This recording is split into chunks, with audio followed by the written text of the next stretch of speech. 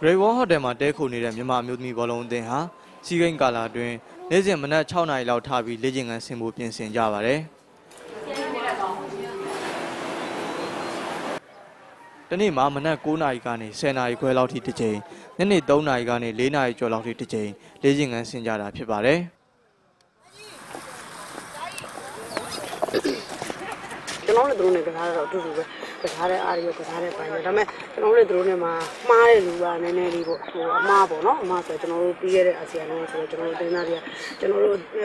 ပေးတဲ့အမှားလေးတွေသူတို့ပြန်လိုက်တဲ့ဟာလေးတွေမှာဟာကွယ်လေးတွေရှိသွားပြီးတော့အဲ့လိုကိုအမှားလေးတွေနဲ့ဘိုးလေးအပေးခံရတာပေါ့နော်သူတို့နဲ့ကျွန်တော်တို့နဲ့မှအဲ့လိုမျိုးပဲခွာတာပါကျွန်တော်တို့ကစားသမားတွေအားလုံးကလည်းဟိုဒီအိမ်ရှင်ဖြစ်တဲ့အတွက်ကြိုးစားထားတာရယ်အဓိကတော့ကျွန်တော်တို့ပြည်သက်ပေါ့နော်ပြည်သက်ကအခုဆိုကွင်းလုံးကြီးလာရောက်အားပေးရပေါ့နော်ပြည်သက်အားရလည်းကျွန်တော်တို့အတွက်ဟို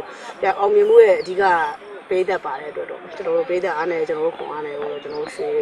ကြဖို့ကြိုးစားနေတယ်။နှစ်ယောက်ဒီမှာလား။အမြဲနှစ်ယောက်အသင်းရဲ့နီးပြဂျပန်လူမျိုးကူမာရာဟာမြန်မာအမျိုးသမီးဘောလုံးအသင်းကို2011ခုနှစ်တည်းကစတင်ကင်တွယ်ခဲ့တာပါ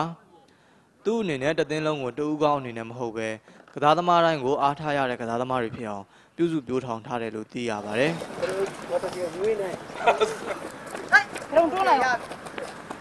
လက်ရှိစီးကိန်းပြိုင်ပွဲဝင်နေတဲ့အသင်းရဲ့ခြေစွမ်းပိုင်းကိုလည်း100 ရာခိုင်နှုန်းအပြည့်ယုံကြည်ထားပြီးတော့အဓိကပြိုင်ပွဲအသင်းဖြစ်တဲ့ BNN အသင်းကိုလည်းအနိုင်ယူနိုင်မှုအဆင်သင့်ဖြစ်နေပြီလို့လည်းသူကပြောခဲ့ပါတယ်။ BNN အသင်းကစားပုံတွေကောင်းပုံနဲ့ကစားသမားကောင်းတွေကိုပိုင်ဆိုင်ထားတယ်။တယောက်နဲ့တယောက်ခြေစွမ်းမှုတွေကောင်းပုံနဲ့ဆိုတော့ကျွန်တော်တို့ကအဲ့ဒီချက်တွေကိုကြည့်ပြီးဘယ်လိုနိုင်ရမလဲလို့ဆုံးဖြတ်ရမှာပေါ့။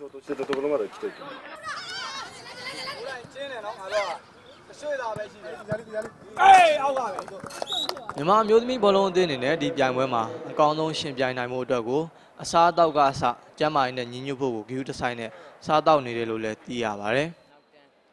ဒီဥစ္စာပဲသူတို့ကြွေးချင်တဲ့ဥပမာဆိုတော့အာလူပဲဒါလေးကိုဟိုပေါ့ဒီလိုစီပြန်ဟင်းလေးစီနဲနဲနဲ့ဒီလိုမျိုးလေးချက်လိုက်လို့ရှိရင်ကလေးတွေကအာဟာရဖြစ်မယ်စားလို့လည်းပိုဝင်မဲ့သူကအာလူကိုအချောက်ကြော်ထားတယ်သူကပေးချင်တာကလေးတွေဝင်မပြက်အောင်ပါမကြမှန်ပါတယ်သို့တော်လည်းပဲအန်တီတို့ကဒီအာလူလေးကိုပဲချက်ကျွေးလိုက်ရင်အန်တီတို့ဖို့ပို့ပြီးတော့ဟိုအချောက်ကြီးလည်းမဖြစ်ဘူးစိုးစိုးလေးနဲ့စားလို့ပုံမိန်မှာပေါ့နော်အဲ့ဒါမျိုးကစားကျမရေးပိုင်းနဲ့လည်းအဲ့လိုမြန်မာအမျိုးသမီးအသင်းဟာဒီပွဲမှာအဓိကပြိုင်ပွဲဖြစ်တဲ့ BNN အသင်းရဲ့ခြေစွမ်းပိုင်းကိုကြည့်ရှုပြီးတူးချင်းမိမိတို့တာဝန်ယူရမယ့်ပြိုင်ပွဲကစားသမားတွေကိုလေ့လာနိုင်ဖို့မနေ့ကကစားခဲ့တဲ့ဖိလစ်ပိုင်နဲ့ BNN အသင်းတို့ပွဲကိုလည်းတွားရောက်ကြည့်ရှုခဲ့တယ်လို့လည်းအသင်းရဲ့အဓိကကစားသမားတအုပ်ဖြစ်တဲ့ခင်မိုးဝေကပြောပြခဲ့ပါတယ်။ BNN အသင်းကိုကြတော့ကျွန်တော်အနေနဲ့ကြတော့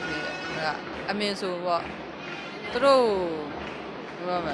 အထင်လည်းမကြည့်ဘူးထင်လည်းမသိဘူးပေါ့နော်ကိုစီတဲ့ကစားတိုင်းမှာဆရာတွေတင်ထားတဲ့နီးပြူအတိုင်းပဲကိုကတော့သူတို့အနိုင်ဆော့သွားမှာပေါ့နော်ဒါကိုအမြင်ပေါ့